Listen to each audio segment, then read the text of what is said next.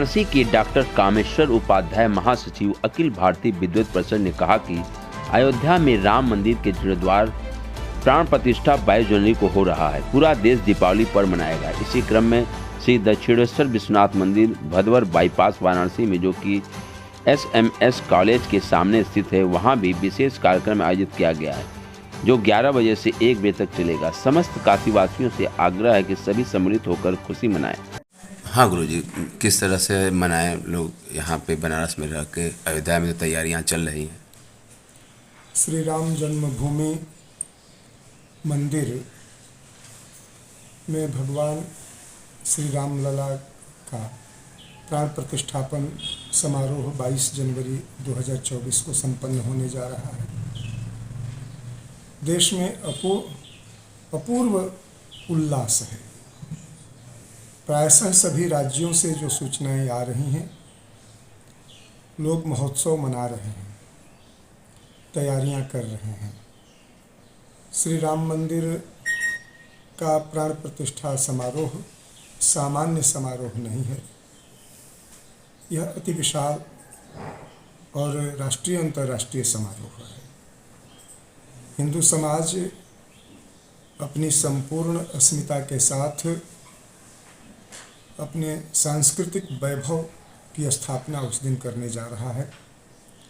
भगवान श्री राम में हम हिंदू समाज, शासन और प्रजावात्सल्य सबका एक साथ समावेश पाते हैं। इसलिए श्री राम से श्रेष्ठतम कोई उदाहरण हमारे लिए नहीं हो सकता है। इसलिए सभी चीज़ों को छोड़ करके, मतांतर को, आक्षेपों को छोड़ करके हम सभी हिंदू उस दिन महोत्सव मनाएंगे, सायंकाल दीप जलाएंगे। काशी में भी मंदिरों पर उत्सव होंगे। अयोध्या की ओर लोग मुख करके दीप जलाएंगे। दिन में 11 बजे से 1 बजे के बीच में जो वहाँ से आदेश प्राप्त हुआ है कि सभी लोग प्रसन्नता व्यक्त करें, राम धुन गाएं, तो मैंने तो निर्णय किया है कि श्री रामाय स्वाहा इस मंत्र से 11,000 आहुतियाँ उस दिन दक्षिणेश्वर विश्वनाथ मंदिर पर पड़ेंगी। भगवान राम और भगवान शिव का अपूर्व संबंध है। 12 ज्योतिर्लिंगों में से एक ज्योतिर्लिंग की स्थापना भगवान श्री राम ने अपने हाथों से श्री रामेश्वरम ज्योतिर्लिंग की स्थापना की। इससे सिद्ध होता है कि शिव और राम का संबंध कैसा है, किस रूप में है कि उनकी स्थापना करते ही वहाँ पर भगवान शिव का प्राकट्य हो गया था। इसीलिए वह ज्योतिर्लिंग है। तो शिव की जहाँ स्थापना हो वहाँ विष्णु का आगमन होता है, और विष्णु की जहाँ स्थापना होती है वहाँ शिव का आगमन होता है। इसमें कोई संदेह नहीं है। विविध प्रकार के जो आक्षेप लगाए जा रहे हैं, वे आक्षेप प्रायोजित हैं। विगत 200 वर्षों से हिंदू संस्कृति के ऊपर जो तमस के काले बादल छाए हुए हैं, जो चर्च द्वारा प्रेरित हैं, जो एक्स हिंदुओं के द्वारा संचालित हैं, उन्हीं के द्वारा आज भी आरोप लगाए जा रहे हैं। और कोई कह रहा है कि अधूरा राम मंदिर, वो 10 बाई 10 का कोई कमरा बन रहा है क्या? तुम उसकी पूर्णता के कैसे साक्षी बन सकोगे? काशी हिंदू विश्वविद्यालय का जो विश्वनाथ मंदिर बना था, वो कितने वर्षों में बना था? क्या चाहते हो कि अनंत काल तक राम मंदिर बनता रहे और उसमें प्राण प्रतिष्ठा न हो?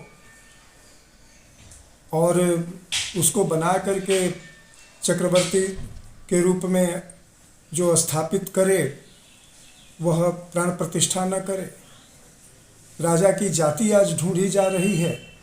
सनातन धर्म में, सनातन शास्त्रों में जो राज सिंहासन पर बैठता है, उसमें क्षत्रिय गुण का, विष्णु का आह्वान किया जाता है। दरभंगा का ब्राह्मण परिवार जब राज सत्ता को संभाला तो उसे सिंह की उपाधि प्राप्त हुई। कामेश्वर सिंह जो आज दरभंगा में हैं, उनके नाम से जो संस्थाएं चलती हैं। तो इस तरह से जो विविध प्रकार की भ्रांतियां उत्पन्न की जा रही हैं, इन भ्रांतियों से किसी को राजनैतिक लाभ हो सकता है, लेकिन समाज को इससे कोई लाभ नहीं होगा। आज एक छोटे से कमरे में भी लोग अपने मंदिर की स्थापना कर लेते हैं, तो शास्त्र को आगे ला करके राम मंदिर को लटकाने का प्रयोजन अब सिद्ध नहीं होने वाला है, क्योंकि जो चीज़ प्रत्यक्ष है, सामने है, अब वह घटित होने जा रही है। सोमनाथ मंदिर के उद्धार के लिए, प्राण प्रतिष्ठा के लिए तत्कालीन प्रधानमंत्री से समिति निवेदन करती रह गई, लेकिन प्रधानमंत्री ने वहां जाने की स्वीकृति नहीं दी। उनके अपने कारण थे। वे विश्व के ऐसे नेता थे जो अपने को ईसाई की ओर झुकाव दिखाना चाहते थे, ईसाई विश्व की ओर, इसलिए वो सोमनाथ मंदिर के प्राण प्रतिष्ठा में सम्मिलित नहीं हुए। लेकिन आज एक प्रधानमंत्री जो बढ़ चढ़ करके तीर्थों का उद्धार कर रहा हो, तब जो आ रहा हो प्राण प्रतिष्ठा समारोह में भाग लेने के लिए, यह हिंदुओं के लिए परम सौभाग्य का विषय है। आगे इतिहास बोलेगा कि भारतवर्ष के एक प्रधानमंत्री के द्वारा श्री राम जन्मभूमि मंदिर में मूर्ति का, विग्रह का प्राण प्रतिष्ठापन समारोह संपन्न हुआ था। इतिहास सिद्ध हो गया, इतिहास निर्मित हो गया। 22 तारीख से यह घटना घटित हो जाएगी। एक और लिखा जाएगा कि सोमनाथ मंदिर की प्राण प्रतिष्ठा से प्रधानमंत्री ने इनकार किया और श्री राम जन्मभूमि मंदिर में रामलला की प्राण प्रतिष्ठापना का समारोह प्रधानमंत्री के करकमलों से संपन्न हुआ। हम इस सौभाग्य के क्षण के साक्षात दृष्टा बनेंगे। हिंदू समाज इस परम सौभाग्य की प्रतीक्षा कर रहा है। ये राष्ट्र का शुभोदय है और वर्तमान प्रधानमंत्री श्री नरेंद्र भाई मोदी के हाथों में संस्पर्श की वह दिव्य रेखा है कि संस्कृति के भाल इस समय कस्तूरी तिलक से दमक रहा है और भारतवर्ष निरंतर सांस्कृतिक और धार्मिक अभ्युदय को प्राप्त कर रहा है। हिंदू चेतना का समुद्र में लहरों का उताल इस समय चल रहा है और सारा हिंदू समाज, विराट हिंदू समाज और हिंदू समाज से प्रभावित आस्तिक विश्व रामलला के प्रतिष्ठापना समारोह की प्रतीक्षा कर रहा है।